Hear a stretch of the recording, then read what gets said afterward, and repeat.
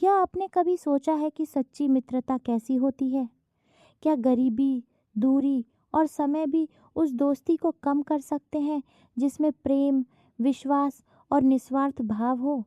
भगवान श्री कृष्ण और सुदामा की कथा हमें बताती है कि ईश्वर अपने भक्त और सच्चे मित्र को कभी नहीं भूलते। जो प्रेम से उन्हें याद करता है, भगवान उसके जीवन की हर कमी को बिना कहे समझ लेते हैं। उज्जैन के गुरु सांदीपनी आश्रम में दो बालक साथ पढ़ते थे। एक थे द्वारका के भविष्य के राजा श्री कृष्ण और दूसरे थे निर्धन ब्राह्मण पुत्र सुदामा। दोनों में गहरी मित्रता थी। वे साथ पढ़ते, साथ भोजन करते और गुरु की सेवा करते। एक दिन गुरु माता ने उन्हें जंगल से लकड़ियां लाने भेजा। अचानक तेज वर्षा शुरू हो गई। दोनों रात भर भीगते रहे, लेकिन एक दूसरे का साथ नहीं छोड़ा। तभी से उनकी मित्रता और भी गहरी हो गई। समय बीता। श्री कृष्ण द्वारका के राजा बने और सुदामा अत्यंत गरीब ब्राह्मण। उनके घर में खाने तक के लिए अन्न नहीं होता था। पत्नी सुशीला बच्चों को भूखा देखकर दुखी रहती थी। एक दिन उन्होंने सुदामा से कहा, आपके मित्र श्री कृष्ण स्वयं भगवान हैं, उनसे मिलने जाइए, वे अवश्य आपकी सहायता करेंगे। सुदामा संकोच में पड़ गए। वे मित्र से कुछ मांगना नहीं चाहते थे। पत्नी ने पड़ोसियों से थोड़ा सा चिवड़ा उधार लिया और कपड़े में बांध दिया। यही श्री कृष्ण के लिए भेंट थी। सुदामा उसी छोटी सी पोटली को लेकर द्वारका पहुँचे। द्वारका का वैभव देखकर वे चकित रह गए। महल के द्वार पर पहरेदार खड़े थे, लेकिन जैसे ही श्री कृष्ण को पता चला कि सुदामा आए हैं, वे नंगे पांव दौड़ पड़े। उन्होंने अपने गरीब मित्र को गले लगा लिया। भगवान की आंखों से प्रेम के आंसू बहने लगे। उन्होंने सुदामा को सिंहासन पर बैठाया, उनके चरण धोए और आदरपूर्वक उनका स्वागत किया।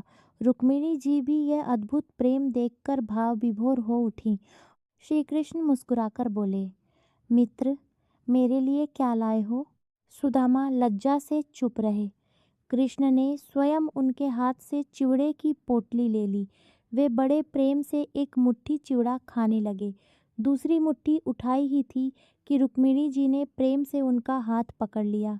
वे जानती थीं कि एक मुट्ठी से ही सुदामा के जीवन की सारी दरिद्रता दूर हो चुकी है। पूरी रात दोनों मित्र बचपन की यादों में खोए रहे। सुदामा ने कुछ नहीं मांगा। उनके मन में केवल यह आनंद था कि उनके मित्र ने उन्हें इतना प्रेम दिया। अगले दिन वे बिना कुछ मांगे घर लौट चले। रास्ते भर वे सोचते रहे, मैंने भगवान से कुछ भी नहीं मांगा, फिर भी उन्होंने मुझे इतना सम्मान दिया। यही मेरे लिए सबसे बड़ा धन है। जब सुदामा अपने गांव पहुँचे तो वे आश्चर्य से भर उठे। जहाँ उनकी टूटी फूटी झोपड़ी थी, वहाँ अब सुंदर महल खड़ा था। उनकी पत्नी दिव्य वस्त्रों और आभूषणों से सुसज्जित थीं। चारों ओर सुख समृद्धि थी। सुदामा की आंखों में आंसू आ गए। उन्होंने समझ लिया कि बिना मांगे ही श्री कृष्ण ने उनकी सारी गरीबी दूर कर दी। लेकिन सुदामा के हृदय में अहंकार नहीं आया। उन्होंने उस धन को भगवान का प्रसाद माना और सादा जीवन जीते हुए सदैव श्री कृष्ण का स्मरण करते रहे।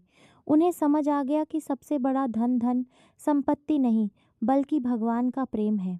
श्री कृष्ण और सुदामा की कथा हमें सिखाती है कि सच्ची मित्रता स्वार्थ से परे होती है।